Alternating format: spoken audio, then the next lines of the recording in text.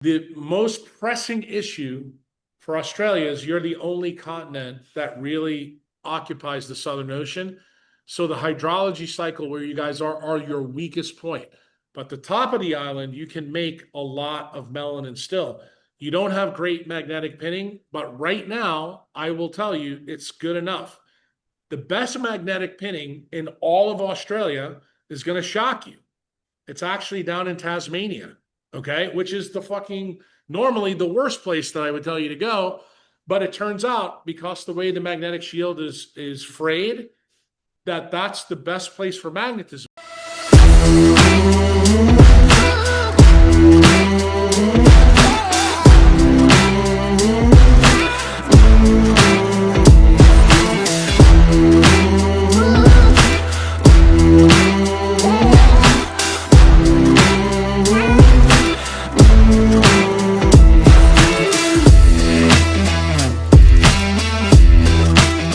Here he is. What's going on? It's all happening, man. How's it going with you? Good to see you again. Pretty good. We're just moving coconut trees into my new clinic down here. So they just moved one in, and I had to move inside because the trucks were a bit too noisy. You would have seen a guy dragging a huge fucking tree behind me while we're out there, but they just got one in, and now they're doing another. Yeah, that's awesome. How's things going in El Salvador? What's life like there? It's beautiful. It's the only place that's free in the world. Yeah, So it's very, very nice. We don't have to worry about the things that most of the rest of the world have to worry about. yeah, that's amazing. How long do you think you've got? Do you think that you're buying time, or do you think that the way things are set there at the moment are good for now? No, I think El Salvador is going to be good for 50, 60 years easy, just because the way structurally things have changed with Bukele, the fact that he's got five brothers, the fact that his party is this strong. You know, he's already in his second term. The people just turned out and voted to change their constitution to allow him to run multiple times. So, and he's a young man. He's only, 43, 44 years old. Yeah, wow. So I just don't see the situation changing. The other good news for El Salvador is that the United States right now is preoccupied with Iran and Israel. That's usually a good sign for Central America because the focus of the asshole in the hemisphere is elsewhere. So really no reason for me to think that anything, at least geopolitically catastrophic, could happen. I guess the only thing that could change the mix, maybe biologically, that could be an issue.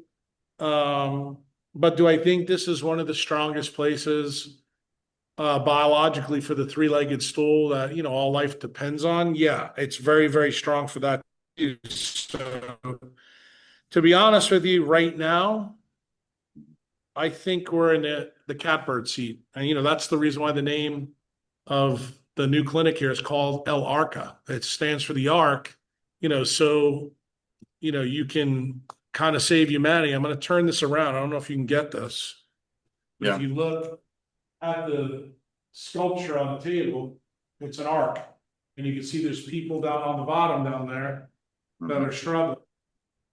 So we don't only mean this literally, but we mean it figuratively as well, that it's an ark for humanity.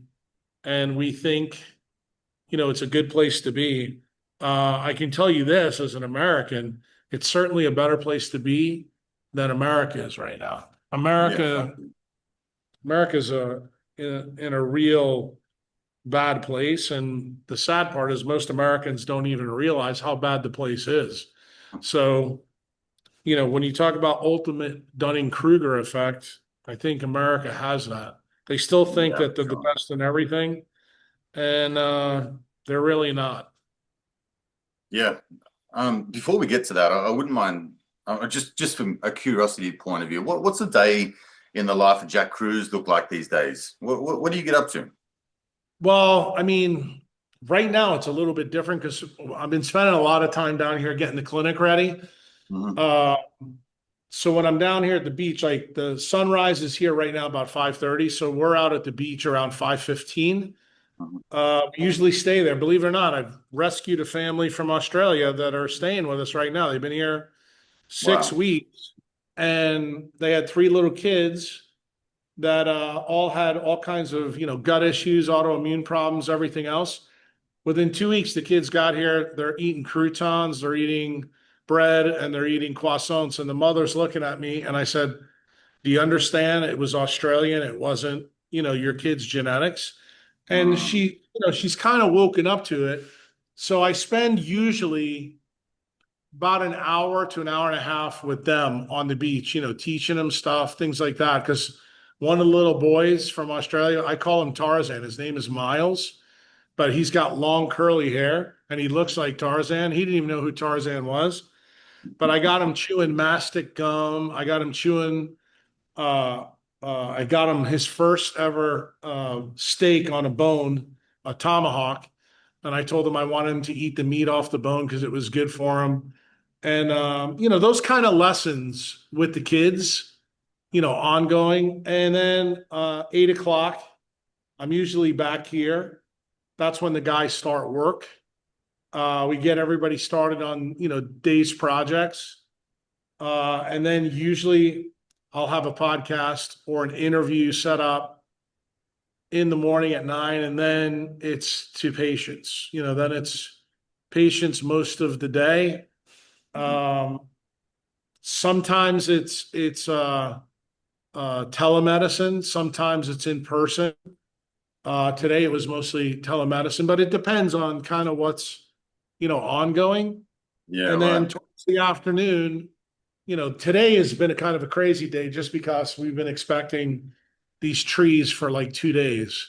Mhm. So they finally came today.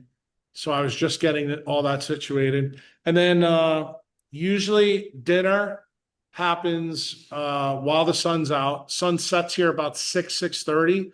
So I like to have the last meal done before the sun sets. Mhm. Then it's tying up the day's business. I'm usually looking at the schedule for the next day. And usually I'm in bed by 8:30. Wow. Okay. Yeah, it's a big day. You would have to do like a podcast or an interview or something like that on a daily basis, right? Like I just keep seeing you pop I up do. on Yeah, loads of podcasts.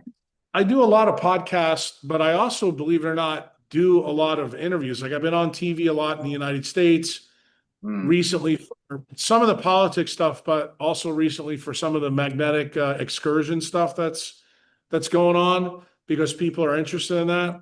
But then there's also, I got to take care of the people that are part of my tribe, the people that are paying me to take Yeah. care of them. So a lot of stuff, things will pop up in the middle of the day. Like if something happens in their life and they're like, "Hey, I want to talk about this." Like today, I got a phone call from someone with what they thought was a new onset genetic condition and I had to get them off the tree branch. I'm like, "No, you don't have to worry about it." And when we had somebody else today worrying about a turbo cancer, I said, "This is how you handle it." And then there's simple stuff like someone with new onset migraine, new onset seizures. Had another patient today with a young person with new onset Tourette syndrome after getting a vaccine, which I thought was kind of interesting. Um, but that was kind of just the last 24 to 48 hours. Yeah, that's crazy. Do you what do you do for fun? Do you have apart from the beach and the sunrises and the sunsets and stuff like that, what do you do? Do you have a laugh? Do you have family there? Like, what do you do Yeah, I outside of have I have busy I work? have family here, but I like to do stuff outside, like boating, Mm. going out, jet skis. I also do a lot of scouting of the country. For example, all the stuff that I've been talking about with the magnetic excursions, people are finding out like why I went through the Southern Ocean, why I went to South America. Mhm. So I did a lot of traveling during those times to like double check numbers. And people are finding out like right now, why I'm so interested in Peru, why I'm so interested in Africa. Why am I so interested in the Maya? All these things actually tie to the decentralized thesis that I put out there. So I do a lot of traveling.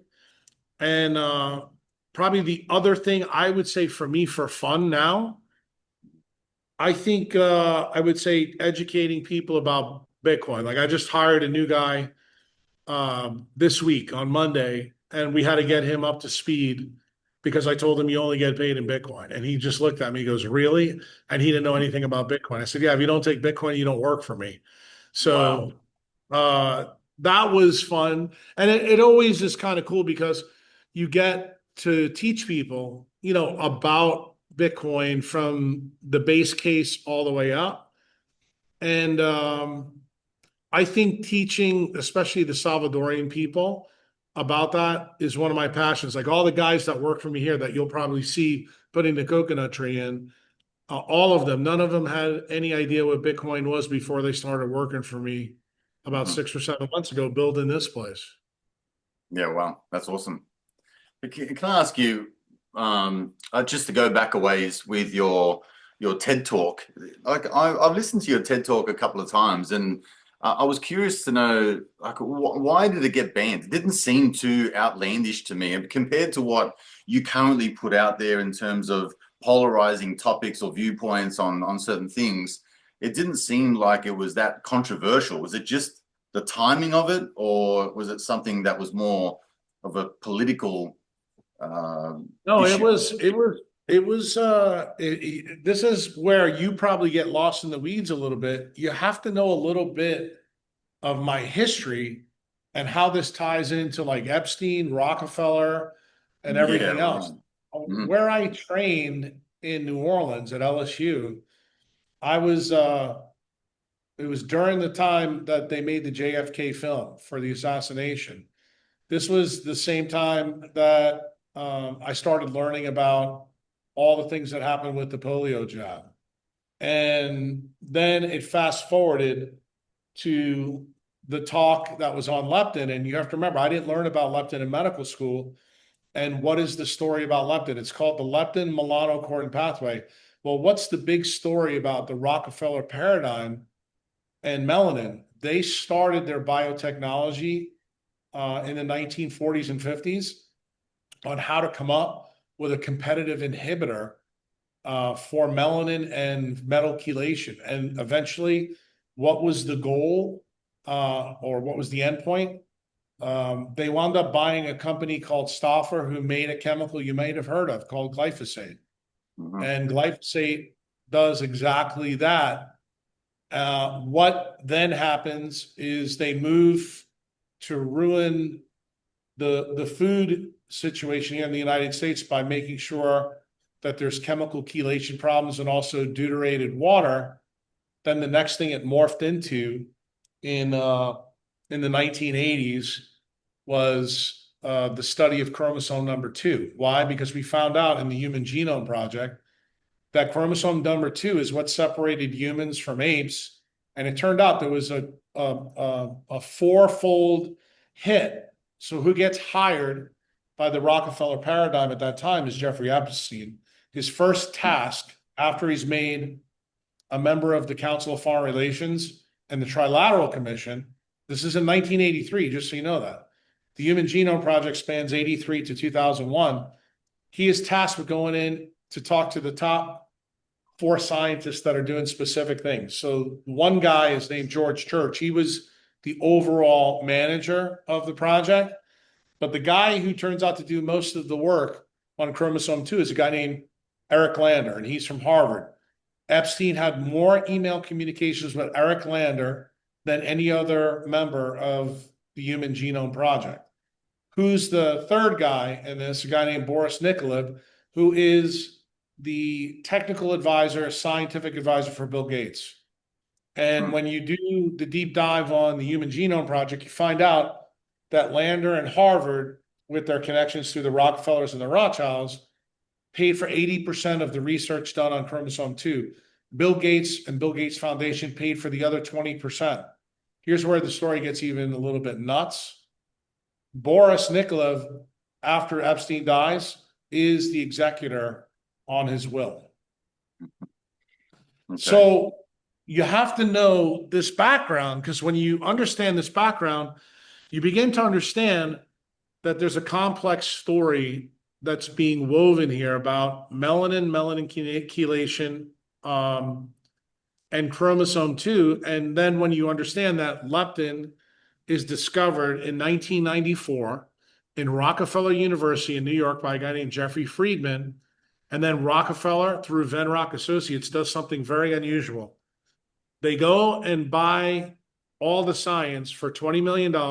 If you go back and look at the 10K reports, they were willing to pay up to $100 million to have exclusive rights to this. They do the first couple of leptin trials, and then they shelve all the trials. Immediately when they shelve the trials, what happens? They start to patent cold receptors. They start to patent other receptors that are tied to this pathway. So here I come along and I start looking in to the science of leptin. And, and you listen to the TED Talk, you kind of saw what I said. But when they heard I was doing a TED Talk on this, they had, I think, 4 three-letter agencies visit me within the first week. And the big one was they had the state board of where I was practicing come threaten me. That was the big issue. And the things that they try to make an issue of this, I kind of chuckled and laughed at, but they were deathly afraid that I was going to unleash some of the things that I just told you on the stage at the TED Talk. And I decided to keep it purely on science and keep the geopolitics and keep, the real story behind the shell. And that story has now developed. I mean, we're talking, this is like 15, 16 years ago. So the story gets worse because they knew that I was involved with monkey research when I was a resident. And they also knew that one of my neurosurgery mentors, who used to work for the US Army on doing gunshot wounds to primates, to check it out for humans, PETA came and wrecked our lab at LSU. And I was in the front page of the Times-Picayune at that time, talking about it. And I went on a low-carb cruise with a bunch of people, and somebody set up a fake Twitter account and said that I was going to blow up the cruise ship, with some bioterrorism. And believe it or not, the FBI raided the cruise ship. This was literally right after the TED Talk. So when I tell you that I've been over the target for a really long time, I didn't give the full story. Really, when the Pandora's box opened up is when I did the Tetragrammaton podcast with Rick Rubin and Huberman. Why? Because Rick is a friend of mine. And he said, Jack, I really want you to try to educate Huberman on light and melanin. And I said to Rick, I don't know if this is a good idea because he's a PhD, he's Rockefeller trained. I know his history. I know where he comes from. He's also at SRI. And if you know anything about MK Ultra, which I happen to know a lot about also because of my time at Charity Hospital, MK Ultra gets moved to Stanford Research Institute. Then it gets moved to the Brain Health Initiative in South America. I just thought this was a bad kind of connection. And I wasn't going to do it. I didn't answer Rick for 6 weeks. And then finally, my nurse said to me, she goes, look, I think there's been enough elapsed time that you can actually do this. And what happens? I go and do it. And I think since that podcast, since the real story has been now fully unleashed, I think now you may be able to fully understand why it's so powerful. Why? Because what's the ultimate effect, Adrian, of the story I'm telling you? They canceled the leptin trials because they knew they were going to set up the GLP-1 agonist empire. And it turns out one of the genes that's on chromosome 2 is the glucagon gene. The glucagon gene is where the GLP-1 drugs act. So they were deathly afraid that I was going to put their trillion-dollar business at risk because they knew that I knew the science inside and out. And when I kept that under my hat for a long time, because remember, the first GLP-1 drug comes out, is Byetta in 2005. It's not a very successful GLP-1, but they made millions of dollars on that one. And then the subsequent ones that came out, they've done better. And probably the biggest one they hit on is Ozempic. And now there's close to 4,000 lawsuits in the United States based on problems with these drugs. And what do these problems all link back to? They link back to the leptin melanocortin biology that was in that TED Talk. So that is the full circle story of kind of how these things link. So if you came to me, which you did later in the game, you didn't have, how shall we say, the inside baseball on this entire story. But I've been over this target probably since 1989, 1990. That's how far back I've been on this story. Mm. Yeah, you're definitely way over the target, and obviously way ahead of time. I mean, it's still, I guess it's still mind-boggling to a degree as to like how far in advance these guys are sort of planning their next move or their next 5 moves. Like it seems like it's just, they've But got Adrian, think about it. You're part of the Commonwealth. You know what the Fabians, they come from the British. What is the Fabians all about? Small little incremental changes over a period of time. Think about the monarchy itself. The monarchy has hundreds of years planned. What their goals are. When you actually understand like centralized paradigms, because I would tell you the centralized paradigm in drugs is no different than the centralized paradigm in energy. It's no different like the centralized paradigm from the city of London or from the monarchy or the people that control the monarchy, which are the Rothschilds and Rockefellers.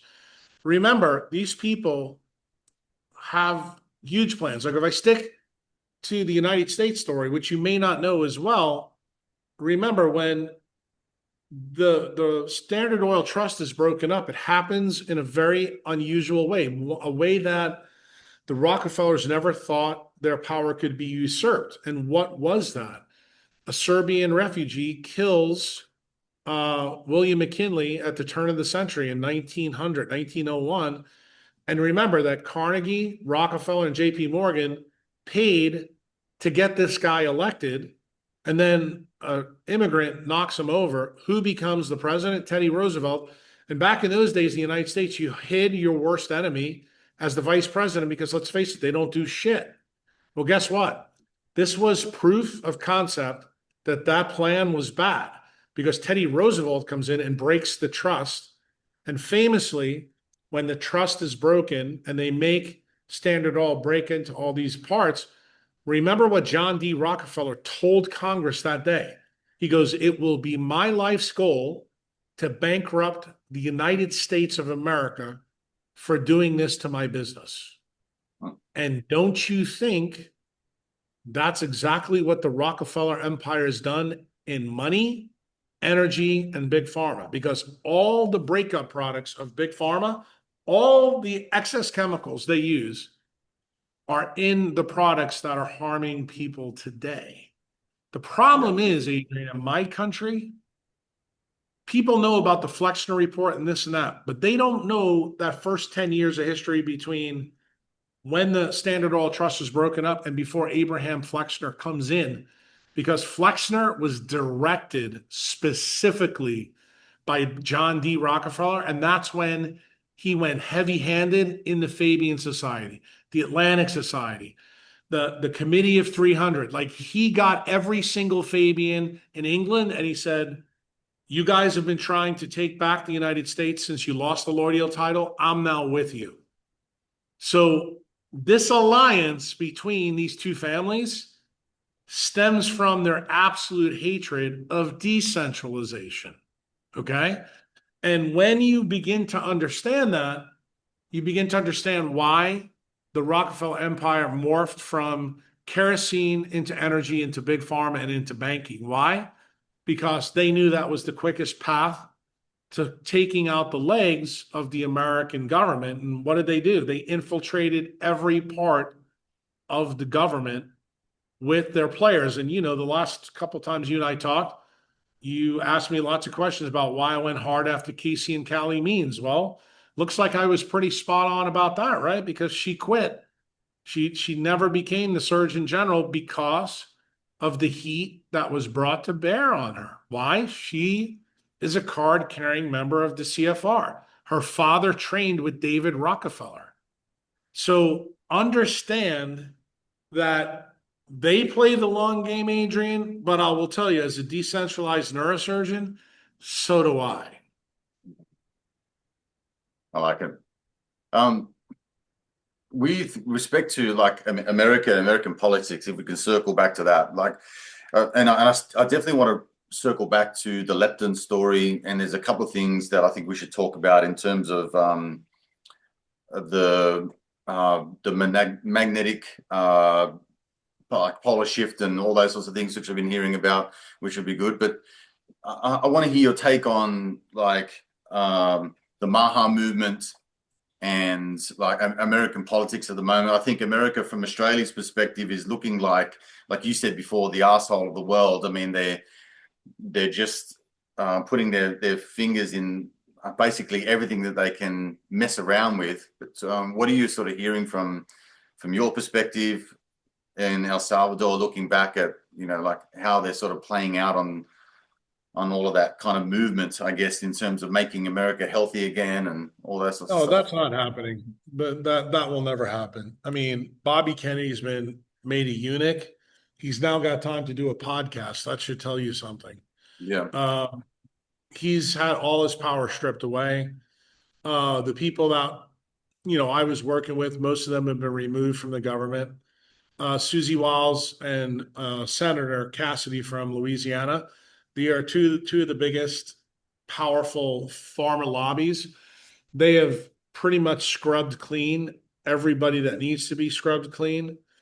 Um, Trump is who I thought he was. He was better choice than Kamala Harris because that would have brought us probably straight to Bolshevik communism a la Venezuela very quickly. But instead, we got Maha turning into MAGA, turning into MIGA. Like, let's make Israel great again. So we got a lot of the Rockefeller and Rothschild game plan, and the person that funded most of that was Miriam Adelson. There's some other bad mojo that happened with Venezuela. Like, if you understand really what happened with Venezuela, this actually is the Commonwealth wealth problem where Trump went after the offshore banks that the city of London used because the Bush family cartel set up Venezuela so that they could run the drug cartels in our southern border to turn everybody into drug addicts from probably the 1960s to today. And they were making money off that to fuel, all their black ops through the CIA. Trump did blow that up, but what did he do? He made sure the people that would benefit the most were Zionists from Israel. Mm. And the person who bought the used parts of Citgo is the petroleum company in Venezuela that had probably the most wealth in the United States. It gets sold to one of the friends of Miriam Adelson on the steps at a bankruptcy trial. And then magically, literally, not even 4 weeks later, we go in and use an EMP weapon to take Maduro and take control of Venezuela and basically take all the heavy crude. And if you know anything about heavy crude, it looks like tar when it comes out of the ground. So you have to have special equipment. Well, the guy that Trump just helped get all the Citgo stuff in the southeast part of the United States, right where most of our oil industry is, he's the beneficiary of all that. So when I tell you that it's obviously the Trump presidency, the second presidency, was all about paying off the people that got Trump elected. Trump has been wildly successful at doing that. I think where he's lost, I think, most of the juice for Americans is the war with Israel. I should say the war on Iran on Israel's behalf. There's not a lot of support in the States for it. But one of the things that I've been surprised with that just happened in the States, he made a big war with a guy named Massey, who's a Kentucky congressman, and Adelson spent, I think, $40 million to get rid of Massey for a guy named Ed Gallerin, who's a big APAC guy. He just won the primary on May 19th. So we just lost probably our biggest decentralized champion in Congress. So while I'd like to tell you that America understands Trump's game, I don't think they do. I think America is very, very much asleep at the wheel. And I think one of the largest retarded groups in America right now is the MAGA people because they're supporting a foreign country running the United States.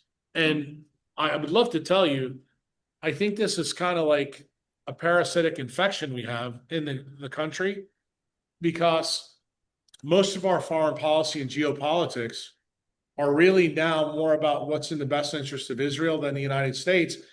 There are some also, big movements that I don't want to get too deep involved with, but I'm a little bit concerned about what's happening with stable coins because I also think that's the Rockefeller and Rothschilds influencing Trump.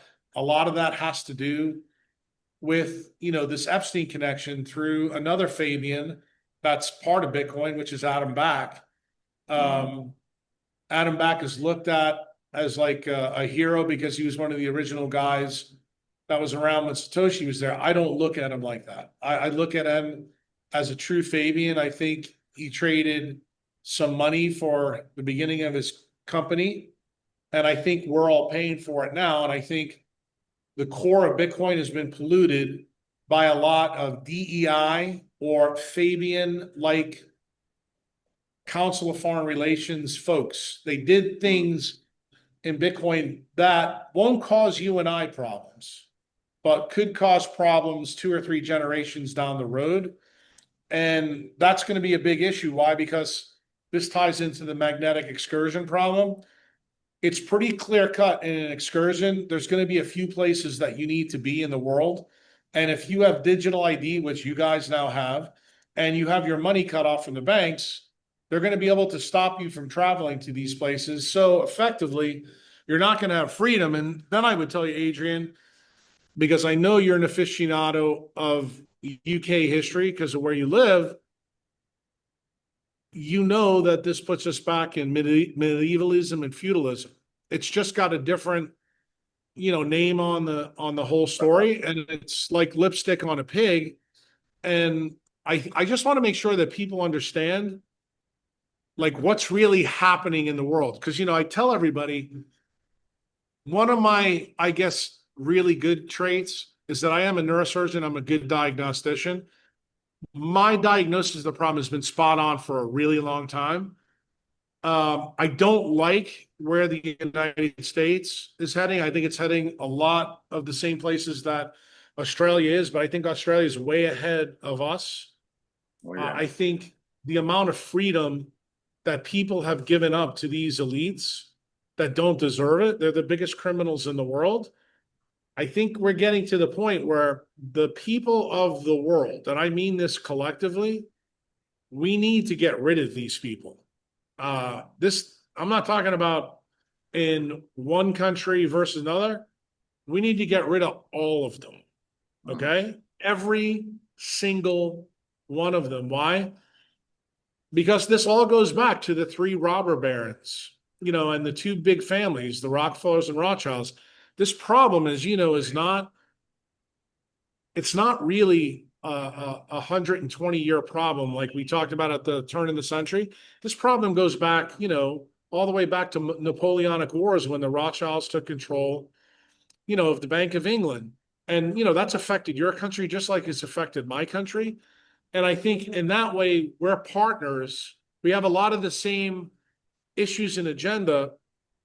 I guess the thing that's a little bit different, since I believe that I see it clearly, and you may not think I do, I think when I see what the people of Australia have signed up for and what they're allowing to happen, to me, it's incongruent with freedom maximalism or magnetic sovereignty or even monetary sovereignty.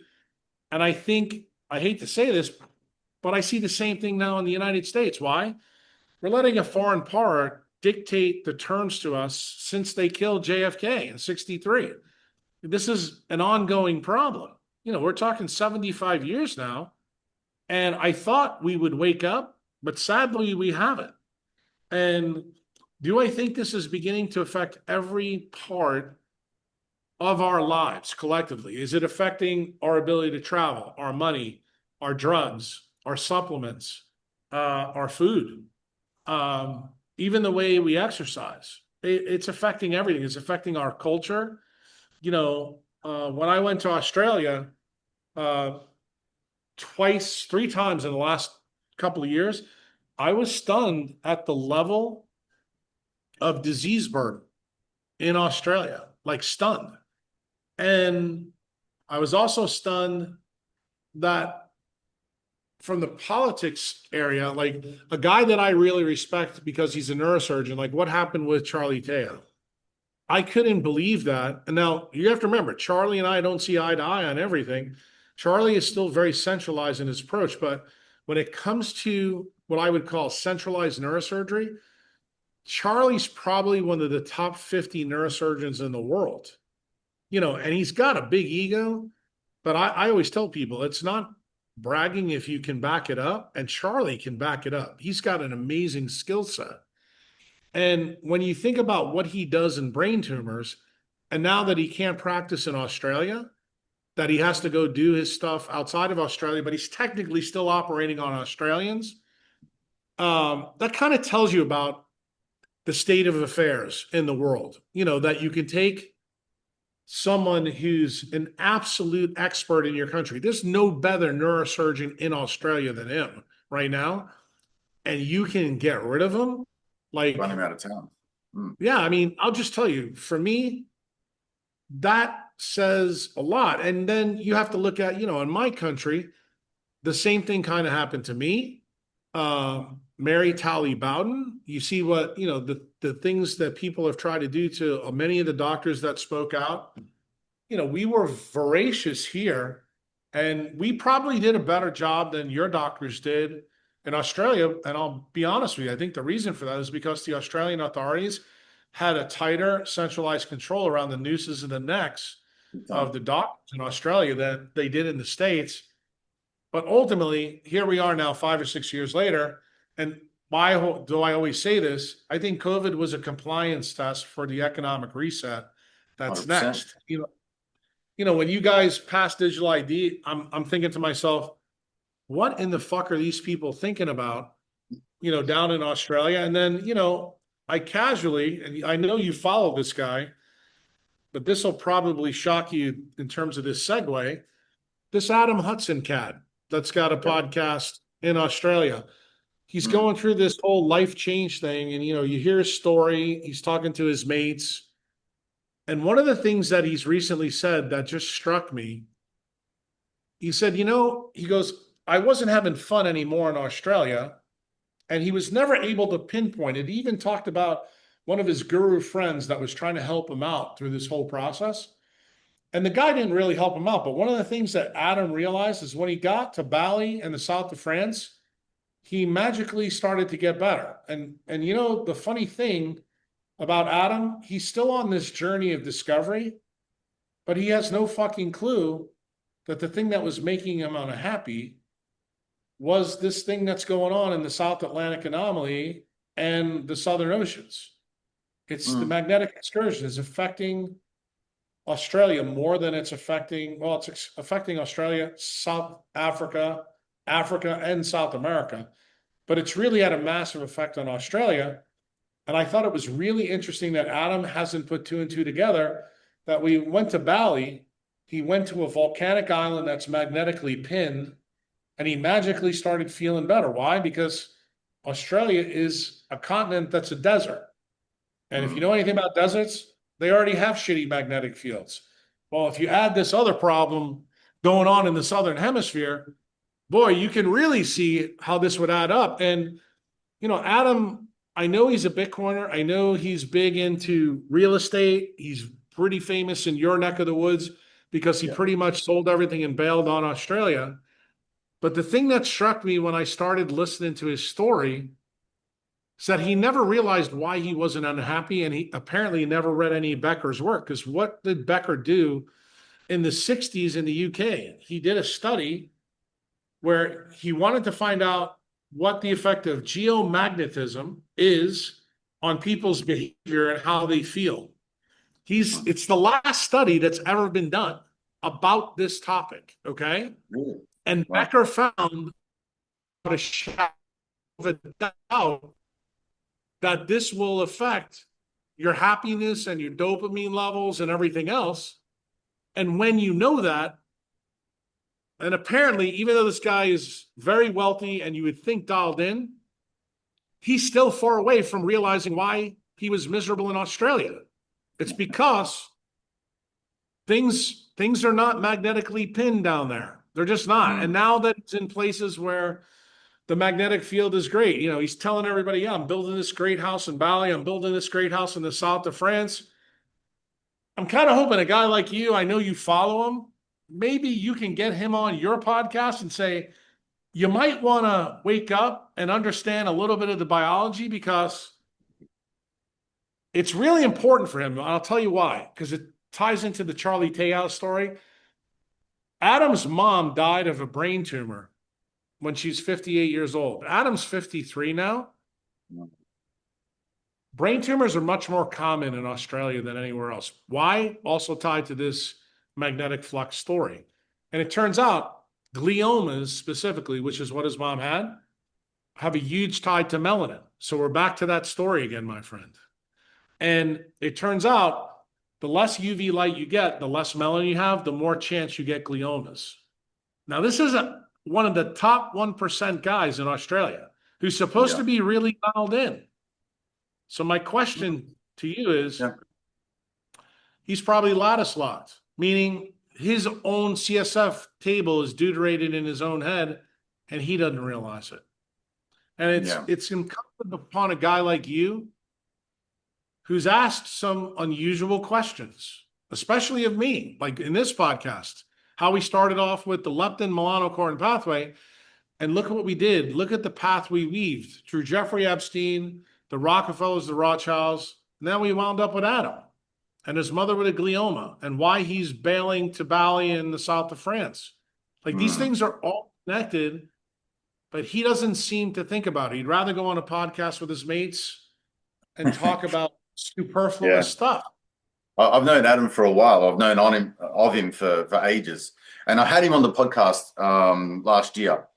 Look, I think he's a lovely guy. He's definitely just business focused, and I think it seems like he's getting to the afternoon of his life. He's now realizing probably what you realized back in 2010, 2012. You know what I mean? Like, that thing when you in your TED talk, you read the book, the monk who sold his Ferrari and all those sorts of things. Adam's probably having that moment now. But I don't think, to be fair, Jack, anyone would make the leap between magnetism, leptin, and the way that they're feeling, or the way they feel about life, particularly when it comes to where you are in the world. He's a decentralized cat. This is what I'm trying to say to you.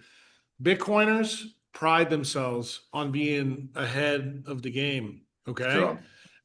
This guy, when I listened to him, because I told you I got a lot of Australians around me here in El Salvador. I've bailed.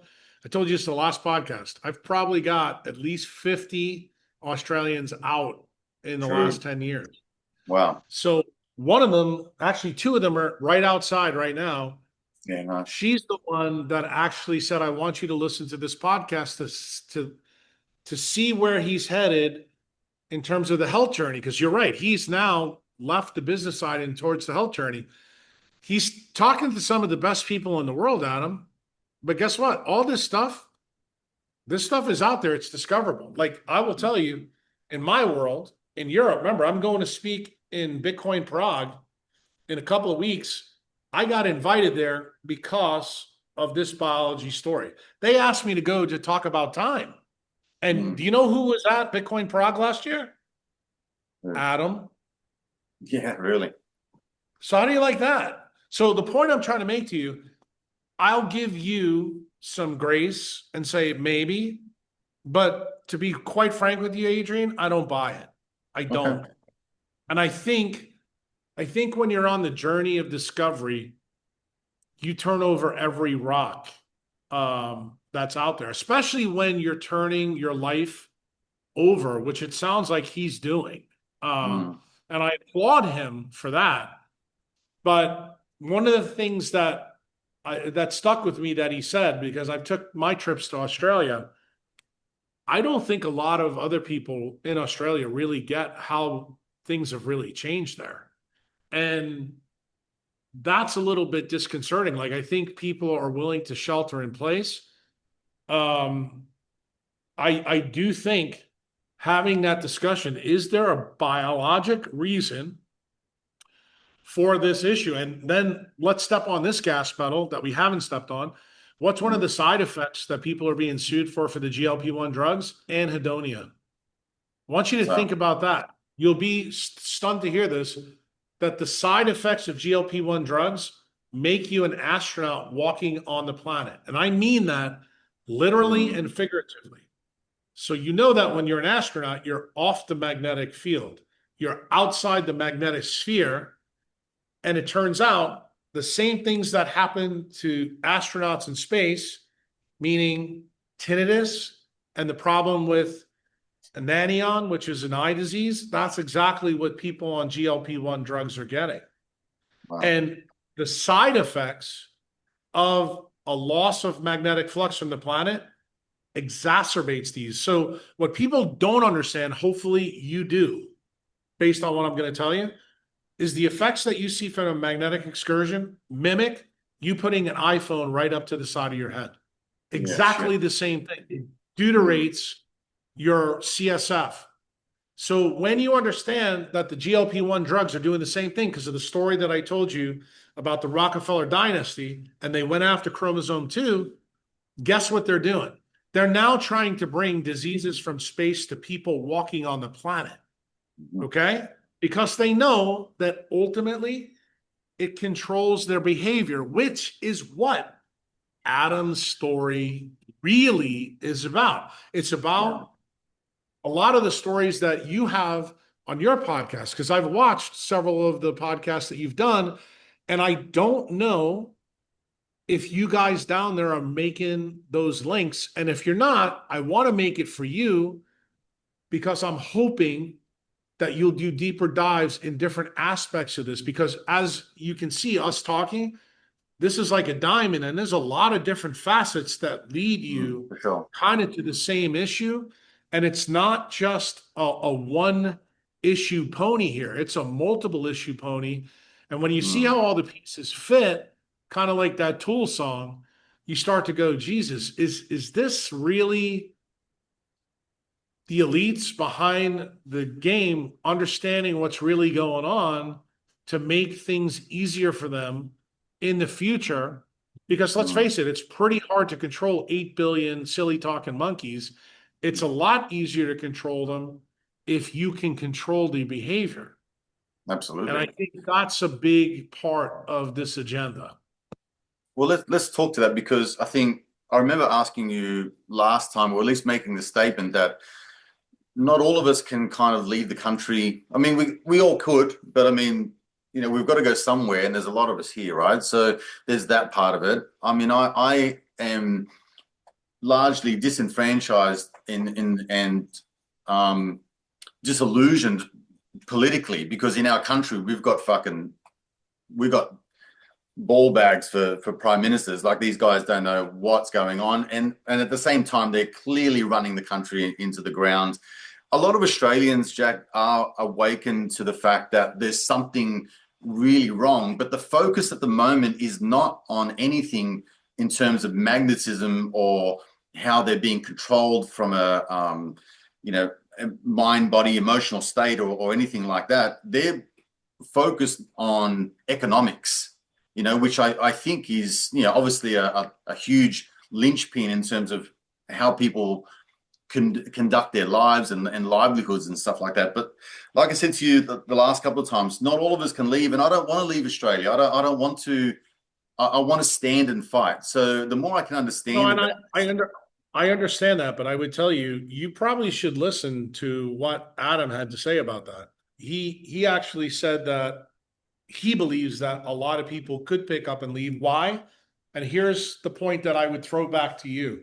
He Mm, said these people live in the inner loops, outer loops of like Melbourne, and they're paying 3, 4, 5 million dollars. They're mortgaged to the hilt.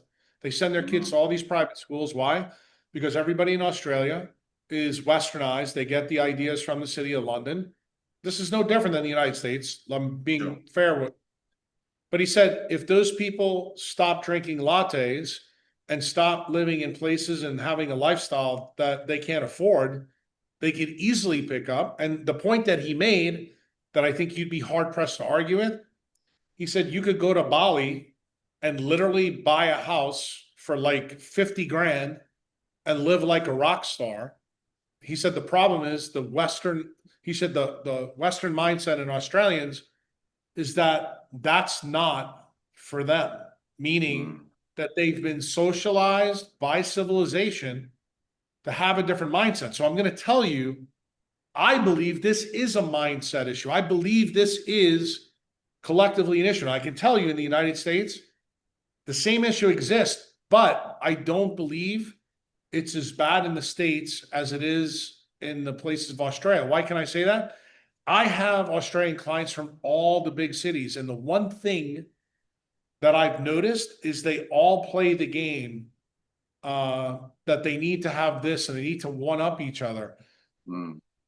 Has anybody ever thought that could that be the basis of why you're economically unhappy? Why? Because that life, and look, Adam, has got a guy who's got plenty of money. He can live that life by his own admission. He said, I have the best apartment in all of the Gold Coast. And he goes, people told me I was crazy to get rid of it, right? Mm. But he got rid of it. And what did he find? He actually was happier, making his life more simple. So I say to you, if you are like my clients that are down here right now at the beach, living in Melbourne, because that's where they live, paying a $3 million mortgage, and the husband has to work 3 jobs, flying all over the world, while his 3 kids are playing with me every morning, with his wife here, you tell me that doesn't make any sense to me at all. No, it doesn't. And I told them the same thing I'm telling you because they're seeing this. They're like, look, I told them this. You come to El Salvador, you're not going to have to spend $3 million on a house. If you spend $3 million, we may sell you a city. Okay. Um, it's much easier life. And then you find out when you get to a place where you're really maximizing, light, water, and magnetism, you start to find out that your dopamine level comes up and you start to get the lessons that were in that book that you talked about earlier, The Monk Who Sold His Ferrari. Like that's kind of what happened to me when I saw it. And I was like, I thought it was amazing because I didn't think there was any science behind it. And it turns out this leptin melanocortin pathway is the science that underpins the idea in the book. And I'm not trying to be a dick with you. I'm trying to get you as a guy who I know wants to fight. You and I have already had this talk about Australia. I want you to examine the mindset when you're talking to other Aussies of why that mindset really exists. My belief is that mindset was put in you by the Fabians that control the city of London. That's the truth. That's where I think it comes from. The thing is, I don't know how the Australian mindset cuts the umbilical cord between that culture and civilization. I will tell you this, though. I think Adam has done all of you a very big service. If you go and get magnetically pinned, you will be changed. That I will tell you, and you will not know why it happened because remember, all of Australia is pretty much a desert. There's very few places that are magnetically inclined right now. And my belief is that Becker's work from the 60s is extremely operational for your country. I believe that when your dopamine level is controlled, and this is what people don't understand, what controls melanin, collagen, and dopamine? You have to have oxygen in a triplet state. When it's in the triplet state, that's controlled by the dynamo. Oxygen becomes paramagnetic. What does paramagnetic mean? It means it's attached to the dynamo. We now have papers out that show that the dynamo links directly to oxygen, specifically through the currents running through the Southern Ocean.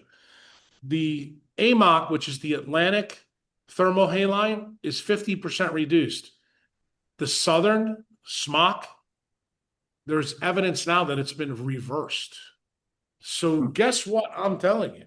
If oxygen's down, that means dopamine is down. That means collagen is down. That means melanin is down. So guess what I'm going to tell you, Adrian? This isn't a psychological test. This is actually a biophysical test that you can't make the things that you make that make you be able to think and make you fully decentralized when you live in a place that's sucking that out of you. And guess what? Yeah, right. This isn't the government doing it. This is a trend that's gone back, millions of years, and it's happened to multiple different civilizations. The point I'm asking you to think about, might it be something, a variable that you've never thought about before? And Adam, even though he hasn't found his answer, when he went to Bali at 8th South on the active volcanoes, got magnetically pinned, and all of a sudden he was able to make dopamine again. That's what I'm asking you to think about. Well, that's why I'm talking to you. I mean, like there's going to be people that are listening and they're going to not know what the fuck you're going on about, right? So I think, like, when I listened to you and Alexis the other week talking about it, it's all new information for me. So I'm trying to process everything that you say. So you've almost got to talk to me like a retard in a sense, Jack, because I don't understand a lot of. I understand a high level sort of concept of what you're saying, but I also want to get from you, like, and the listeners, of what that means to us here in Australia, what's going on. And then I also want to talk to, I guess, ways that we can kind of enhance our minds, our spirits, our bodies in ways that can help us, I guess, mitigate this issue whilst we're still here. Because I got to tell you, I mean, like I said, I want to stay. I mean, I've entertained the ideas of leaving, but I think a lot of people in my position, I've got 3 young kids, they've got jobs. I mean, like, there's a lot to fucking do to get yourself from one place to another. And I have many opinions about what you said. And my pushback is that Australia could be resourceful, it could be quite rich, it could be, and there are a lot of people still making great lives in Australia. With respect to Adam, when I spoke to him last, like, Adam has come from a position of, he went and got the jab because Australia was taking his freedom away, and he valued freedom over everything else. So he went and got the jab, and he admitted to me and to many other people on other podcasts that he regrets it. So I can see the leap that Adam's taken in terms of his own mindset. But, like, I was already there. I lost everything 5 years ago anyway, just because I wouldn't do as I was told. I've always been a bratty little kid anyway. But anyway, I think I've kind of, like, said enough around all of that. But I think we should talk to, what the fuck does this mean in terms of this magnetism and how it's affecting serotonin and melanin and how we think, feel, and act, even though we might be thinking, like, I might think I'm a healthy guy. I eat well, I train all the time, I think all the right things that lead up to a healthy, positive life, physically, spiritually, emotionally. You know what I mean? Yeah, this is what I would tell you. To give you the Twitter version, which will be like a little tweet, you're going to get sicker faster and die sooner. That's what not having magnetic flux means. That's true for eukaryotes. It's true for plants. It's true for everything. Now, that being said, let's be clear about the borders here. This is not a new problem. This problem has been going on for about, we think, 5,200 years. Where did it get really problematic? 1859, when the Earth gets hit with something called a CME, which is a coronal mass ejection. That's the sun talking to our dynamo to try to get it to stop acting wonky. Okay. Since that time, things have got worse. Now, one of the things that's very famous about Australia, you guys have this big issue with melanoma. I'm going to tell you that this magnetic issue is tied to that melanoma story. Very few people understand that. You know all the things they blame it on. That's not the problem. The obesity issues like up in Darwin and things like that, this is also tied to those issues. Okay. Mhm. Now, getting to the crux of the issue, what can you do? If you can't leave Australia, you should live in Queensland, close to the top of the island. You should be as close to the water as you can get, and you should drink water from other parts of the world. Do not drink any water from Australia. Like, if you're going to spend your money on something to stay, I want you to drink high latitude water that's carbonated. Why? Why carbonated? Carbonation increases the magnetic sense in you because of CO2. Okay. High latitude water, less deuterium in it. What happens in a magnetic decline? Very simply, Adrian, if this hand is the crust of the earth and the oceans, the dynamo's down here. This is the Van Allen radiation belt. We live on the top of this. When the magnetic field below the crust gets weak, the Van Allen belts get closer. What does that mean? Deuterium and tritium come out of space and pollute the crust. Those two isotopes of hydrogen are damaging for us. That's the crux of the issue. And it turns out the worst place in the world to be right now is Brazil and Argentina. Why? Because they've lost 66% of their magnetic shield. And a paper just came out yesterday that you may have seen on my Twitter feed that in the last 10 years, their fertility rate has dropped 47%. Just so you and I are clear, what controls fertility in humans? The leptin melanocortin pathway.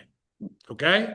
It always comes back to this story that I'm trying to tell you about. And if you understand what I said to you about oxygen and melanin, if the magnetic shield gets weak, you can't make melanin, guess what you get? You get melanoma. Got it? That's Right. the Australian issue. That's why you guys have a very interesting issue. The most pressing issue for Australia is you're the only continent that really occupies the Southern Ocean. So the hydrology cycle where you guys are your weakest point. But the top of the island, you can make a lot of melanin still. You don't have great magnetic pinning, but right now, I will tell you, it's good enough. The best magnetic pinning in all of Australia is going to shock you. It's actually down in Tasmania, okay, which is the fucking normally the worst place that I would tell you to go. But it turns out because the way the magnetic shield is frayed, that's the best place for magnetism. But here's the problem. Life is controlled by light, water, and magnetism. You need enough light to make the melanin, because what does melanin do? This is what you need to understand. Melanin fractionates deuterium and tritium. It gets rid of it. So that's the reason why you need to have melanin. The water has to be low in deuterium. The water in Australia is really bad. And it's bad because most of your rain comes from that South Atlantic anomaly where it's sitting in there. Let me explain to you how big a deal this is. The Japanese put a satellite up in the 1990s and it flew through the SAA. $1 billion satellite was ruined. Why? Because of all the tritium that this thing had to fly through. So what do satellite companies do now? When they fly through the SAA, they turn off the entire satellite until it traverses. Okay? Yeah, wow. No damage happens then. Now, the same thing would be true for humans if we could turn off your mitochondria. But guess what? We can't. So when you begin to understand that this effect is something that's really screwing you, what's the number one screw job for Australia? It's the ocean around you. The smock, yeah, the smock is horrible, and it's the worst on the planet. That's the reason why there's so much aquaculture in Australia and in the Indian Ocean, because all the fish are dying. What do you need to know about oxygen? When you lose oxygen, you don't have the triplet state. Fish go from being really big to really small. Okay? There used to be a period in Earth's evolution called the Carboniferous period where oxygen levels went above 21% all the way to 35%. That's when bugs look like 747s. They got huge because it turns out when you have hyperoxia, things can get larger. And it should make sense to you as a little bit of a biologic guy that's into health. Why? Because you know that oxygen is the terminal electron acceptor on the mitochondria. So that means it can pull more electrons through so you can make more energy, so you can become more complex and larger, okay? When you understand that, this trend in Australia, literally since 1859, has been asymptotic. What does that mean? The slope of the decline is way faster than guys like me even believed. Why? Because I just got the new data in the last 3 to 6 months from the USGS and the Swarm. Swarm satellites are owned by the European Space Union, and they told us that the SAA is now 3 times larger than the last time it was surveyed in 2014, and it's split in two, and now the split is all the way in South Africa. And it looks like it's traveling up the thermohaline in the North Atlantic, which it's done before to affect the Egyptian Empire and the Peruvian Empire in the Andes. Why? Because this magnetic issue tends to change over the times. So just so your listeners get this, we've had at least 500 magnetic excursions that we know of in the geologic history, but we've only had 5 extinction events. So do I think this is an extinction event? No, I do not. That's where I draw the line. But do I think that we have a really big problem that is a lot like COVID, that our governments are not really telling us the truth about how bad the situation is? Because if they did, they would have a lot less guys like Adrian and more guys like Adam, because they would begin to realize, well, Australia doesn't really have any good place magnetically to pin. So if this thing continues on doing what it's doing, and it's got no signs of slowing down, people are eventually going to wake up and go, maybe it's time for me to go to Bali. And why is Bali an interesting place? Because this is where the Pacific Ring of Fire begins at the 8th south latitude, goes all the way up in the South China Sea, around Japan, through the Aleutian Islands, and then all the way down through Central America and South America. Where is the Pacific Ring of Fire effectively blocked? From the Pacific Northwest all the way to Patagonia. It's been dead, literally, for about the last 200 years. We've got no major eruptions, Wow. at that time. And there's not a lot of seismic activity. It turns out the other parts of the Pacific Rim are cooking with gas. But why is that happening? Because the tail half that's in the Southern Ocean is gotten really weak. There's a lot of beliefs why that's the case. My current belief is that the plate that's being subducted underneath Africa right now is weak in paramagnetic metals. And when that happens, that causes a problem with the dynamo in terms of the vortex of how it flows. So this is kind of like, for a human, eating a poor diet, say loaded with pineapples and fruits and no meat, okay? So when you do that, you wind up getting diseases. Well, the Earth is subducting a plate that has been strip mined by us for technology, but it just doesn't have a lot of good paramagnetic elements that are on the periodic table.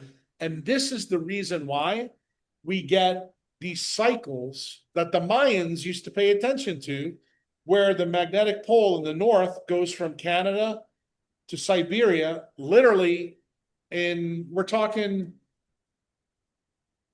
the movement since 2014 has been the same movement that we had for 320 million years, Adrian. I just want you to think about that for me. That's a pretty big fucking change. So when you say to me, Jack, why are you paying attention to this? I want you to understand that it's not normal for the magnetic pole to travel 55 kilometers a year every year since 2014. Actually, it's really since 2012. So this is why the Mayans, they might have been onto something, Adrian, when they said, when they looked at the Venus equinox and said December 21st, 2012, this is the issue. Why? Because it turns out that that is when the asymptotic line has changed on Earth. And it doesn't mean that we're all going to die in one day. Why? Because we know the Egyptians didn't die in one day. We know the people in Peru didn't die in one day. But what is the key, Adrian? The key is when we do podcasts like this and we talk about Adam, we talk, about Australians. One of my Australians just walked in, so she's listening to us talk. Yeah. I think it's important for us to have this conversation. Why? Because I want you, as a guy who I know is a decentralized savage on the other side of the world, to at least look into what Uncle Jack is telling you, examine it for yourself, so that you can make decisions that are good for Adrian. Why? Because Adrian may decide that somewhere down the road for his 3 kids, that maybe Bali is a better answer. And guess what? How do you prepare for that, Adrian? You go to Queensland and you fucking live right up on the top of the Gold Coast. Why? Because it's going to be easy to get out, or easier. And if they do the digital ID, you may want to make friends with Adam so he can get you out on his boat. Okay? That's kind of what I'm telling you. And I applaud you for staying and fighting, but I want to make sure you understand something about my history. I don't think it's unpatriotic to leave, because I will remind you that the United States was formed by people who were fed up with the city of London, left to the New World, and told the king to fuck off. That's who we come from. And guess what? We were able to innovate from a foreign land this new idea of what America became. Now, we got polluted and parasitized by the city of London, probably right after the Louisiana Purchase. And it's been downhill ever since for the United States.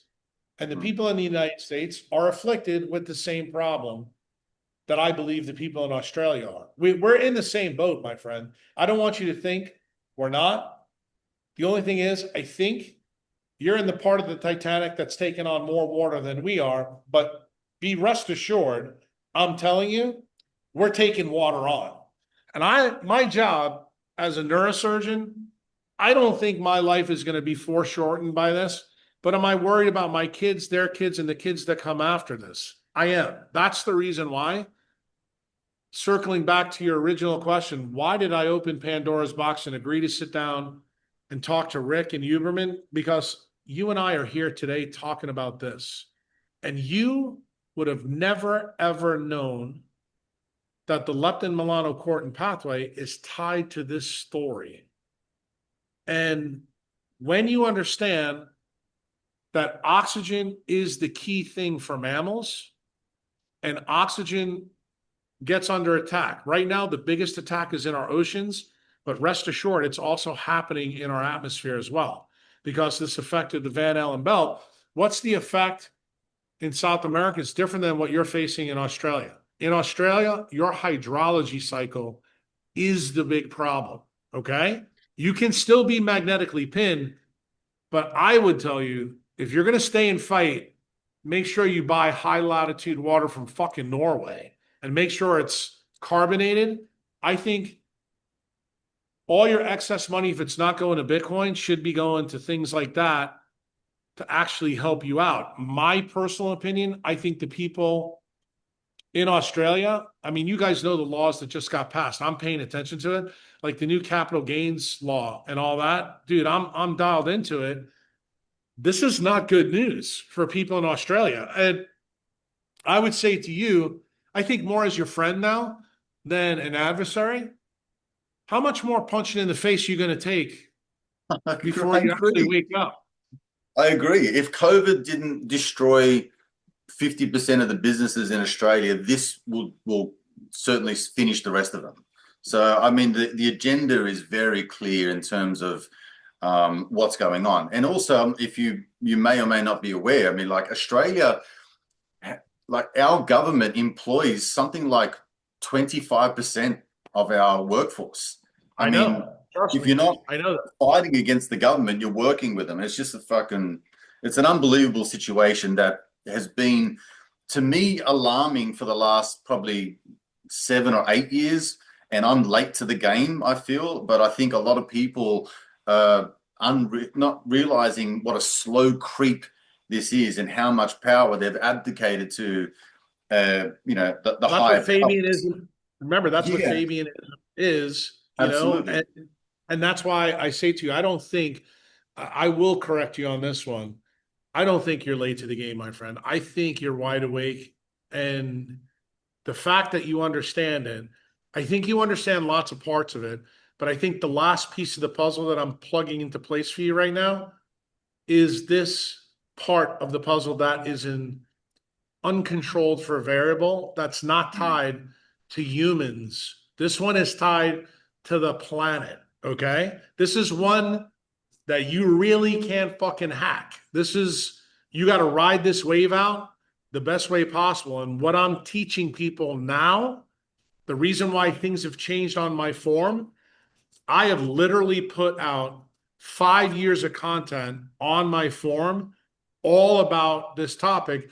And you can see that when I'm doing podcasts, like when you talked about the Alexis Cowan podcast, where you got clued into it, that podcast wasn't alarmist. I did a podcast today, I think when it goes out, is really going to stun a lot of you because it talks about why Egyptian mummies have elongated heads and why they have elongated skulls in Peru.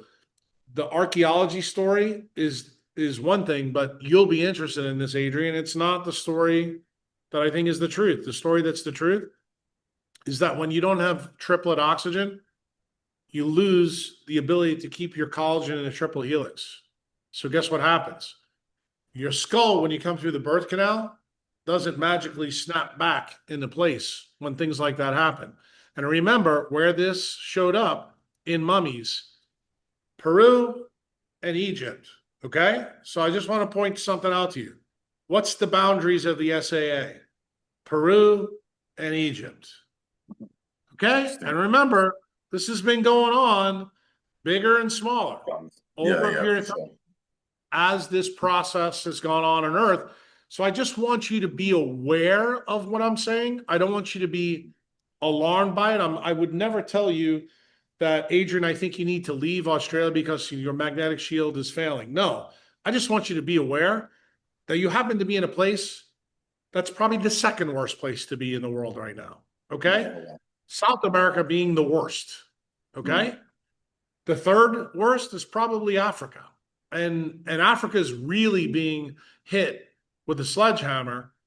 And do I believe Africa is going to start to see some really big problems relatively soon? Yes, and I'll tell you why. Because of what I told you earlier. We now have hardcore data from people we can trust that we're on the asymptotic slope of this change, meaning that the changes are happening so fast. How should you follow it if you're an Australian? You should pay attention to auroras and where they are on your country. If they show up in fucking Queensland, not a good scene at all. I would also tell you, if they come down from the north, which I doubt they will, because Siberia, which is kind of closer to you guys, is where the strongest magnetic change has been. It's increased its magnetic field strength 332 nanoteslas. So that's the same change that's happened over 320 million years. The problem with Siberia is they've got great magnetic flux, but they have shitty light. They have good water. So you fail on that because you can't make any melanin to live there. Everything has to be shipped in. So it's not a great place to go. The best place to go, the things you need to look for, are basalt lava volcanoes that are active. You go there and you're magnetically pinned. So what am I saying to you? As I've told you in other podcasts that you and I have been on with, you know I'm a big Bitcoiner. You know Adam is. That's your economic sovereignty. Today, what I'm saying to you is you have to have magnetic sovereignty. That means you have to take your magnetic shield to your own hands. Don't leave it to the government. Don't leave it to your friends. Don't leave it to anybody else.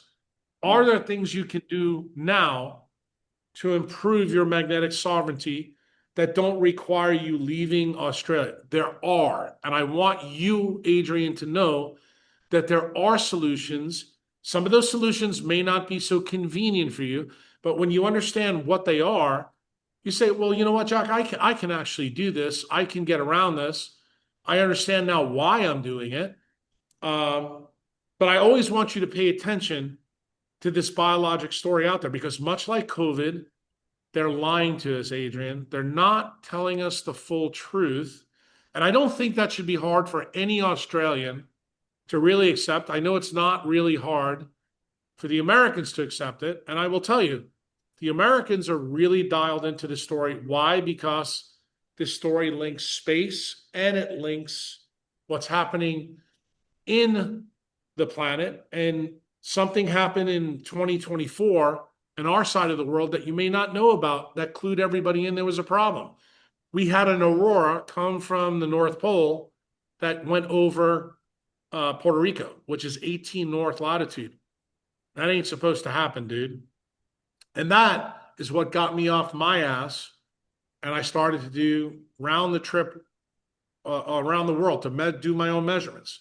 I went to the North Pole. I went to the South Pole.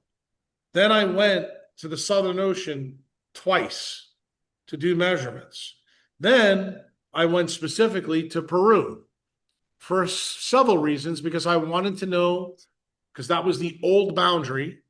I wanted to know just how far it was. And the measurements led me to believe that the SAA has expanded tremendously. So I needed proof of that. So I went to my network of people in government to try to get that data. And guess what happened? I got cock blocked. That was not a good thing for me. So eventually what happens, I have friends in good places and they were able to get me the swarm data and they were able to get me the early results on the USGS survey that just came out, but I got it about 6 months ago. And the story is it's 3 times bigger. It's split in half. And the other half is sitting on the fucking west coast of Africa. And it ain't getting smaller, dude. It's getting way bigger. I can't let you go without first giving me and listeners a couple of clues as to where to go because the Well, I just told you. I think the number one place in Australia, I think you can do Tasmania. The problem is, because you guys are in the winter now, it's cold as fuck down there and you can't make melanin. And what did I tell you? Because the Van Allen belts are getting closer to you, you got to worry about deuterating your food supply and your water tables. So that means melanin's really important. So that's the reason why if I'm Australian, I'm going Queensland. I'm going up there and I'm going to stay there. I meant more towards like what we can do to kind of counterbalance, what's going on. Because you mentioned the water, you've mentioned, I know on a couple of other podcasts, you've mentioned things to do with like sound and vibration. Tuning forks. I also want you to get tuning forks that go all the way from about 40 hertz all the way up to about 256. Yeah. Start using them in places where the vagus nerve comes close to the surface. So behind your ear, you can touch your ear right now. You have something called mastoid process. You can do it there. You can put it on your jaw. You can put it right here on the top of your face. You can put it on your forehead. Places that the trigeminal nerve gets to, these are places where you get rid of deuterium in your brain. So that will help. You can listen to loud music. Like today, when they were moving the coconut trees in, I was listening to Tool and Metallica. I do that, and I have a big boom box out there in my pool that's at the new clinic. I have an upgraded pump. So the water that shoots out of the jet, you can defrag your water lattice by getting hit in the back by a water jet.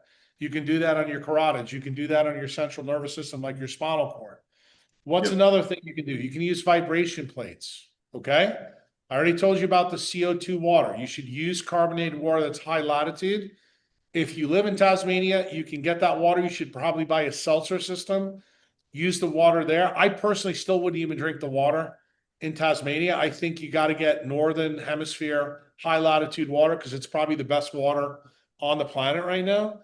Deuterium depleted water, it's expensive, but they do sell it in the States on Amazon. I'm sure you can get it in Australia as well.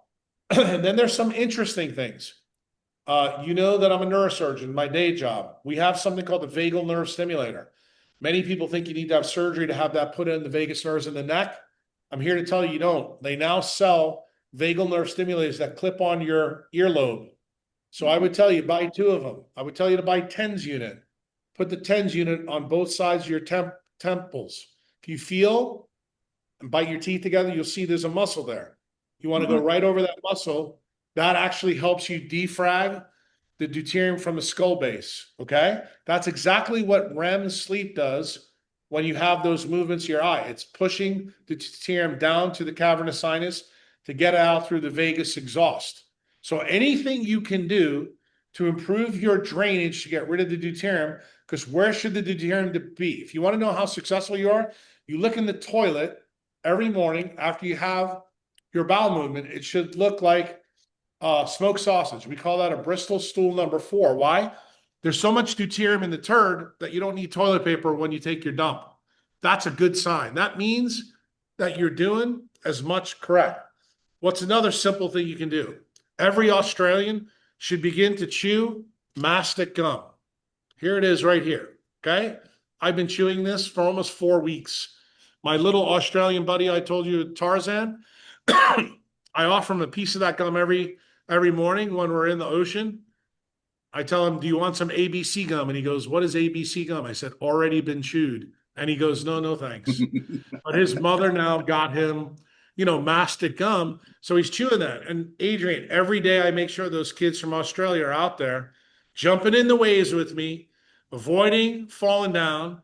We go up and down like you're doing jumping jacks while we're chewing mastic gum. All of those things are things that you can do. Now, obviously, right now in the wintertime, you're probably not going to fucking do that in Melbourne or Tasmania because it's cold as fuck, but you can do it in Queensland. So that's the reason why I would tell you, go to a place where you can do this all the time, year round. Those are some of the simple things. If you do have money laying around and you want to try something really unique, we have something here in the States called the Magnetico Sleep Pad. It's made out of rare earth elements, specifically neodymium. That's another way for you to increase your sovereignty. And if you start reading my blogs, you're going to find out actually how the Maya used rare earth elements to survive their excursion. They're the only group of humans that we know of that were able to survive their extinction. And how did they do that? They stopped drinking the water at Copan and Tikal. They also paid attention to the loss of their palms when they realized they couldn't grow things. And what did they do? They left all their great cities. And guess where they moved back to, Adrian? El Salvador. Really? Yes. Wow.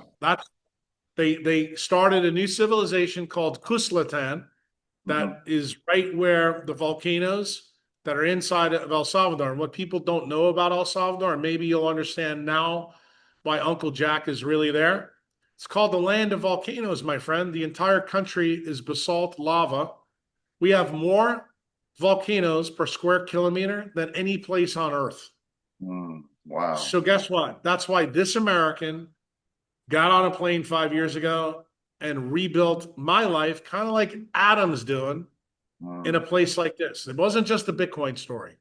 It was this ongoing story that I knew was coming. And you'll probably hear me in other podcasts because in this podcast, I warned you about Australia. The warnings in the United States are even bigger. We have this 100 meridian that one of our presidents sent out for the Louisiana Purchase when we first got it from Napoleon. And he basically told the president, anything west of the 100 meridian is a desert. Anything east, you can make the biggest breadbasket in the world. Well, let me tell you where that meridian is today, my friend. It's now 90 west. I know because I've tested it. That means the entire eastern seaboard of the United States is now facing what you're facing in Australia. So that means even if you live in Miami at the 24th latitude, your magnetic flux is gone. You're still able to make melanin. You're doing okay. But if you're eating out of that ocean and you're eating food from the peninsula, let me tell you something else that may shock you, because we spent a lot of times about eukaryotes. let's talk about C3 and C4 plants. What is Florida most famous for? It's called the Sunshine State, but we make oranges. 95% of the oranges in Florida have been wiped off the planet in the last 10 years. Guess why? Because when the water table is deuterated, photosynthesis doesn't work either, my friend. That's exactly what the Maya found. So when I tell you that I do deep dives, I promise you, when it comes to biology, I'm not just trying to pound you in the ass or any of your Australian friends in the ass. The story for America is not good. It's so devastating here, Adrian, that Tornado Alley used to be based over Tulsa, Oklahoma. It's now over Nashville, Tennessee.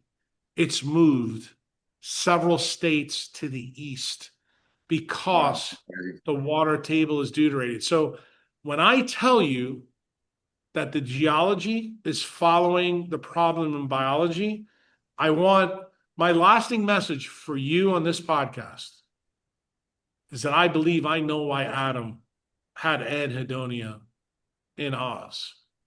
And I want you to examine what I'm telling you so you can filter this into your decision tree, because I know that your government, just like our government's not going to do this. And I want you to make better decisions tomorrow than you made yesterday. Very good. And always good chat with you, my friend. Wealth of information, a lot to digest. I mean, when I talk to you, I try my very best not to think about the next thing that I'm going to say, so I can hear everything that you say. But at the same time, I'm fucking processing as much data as I possibly can. So it is kind of difficult in a sense, but I would appreciate the way that you are, the way that you are direct. I like the stories that you put together. I like the way that you tie it all in, the way things have just pinged and ponged from one side to the next, like through this whole conversation has been great. I'll pop all the links obviously below so everyone can kind of follow you and get to know you a little bit more if this is the first time that they've been exposed to you. But I appreciate you, man. Thank you so much. And I look forward to circling back sometime soon. Okay. No problem. Take care, Adrian. Good luck to you. Thank you, man. Have a good day. Bye.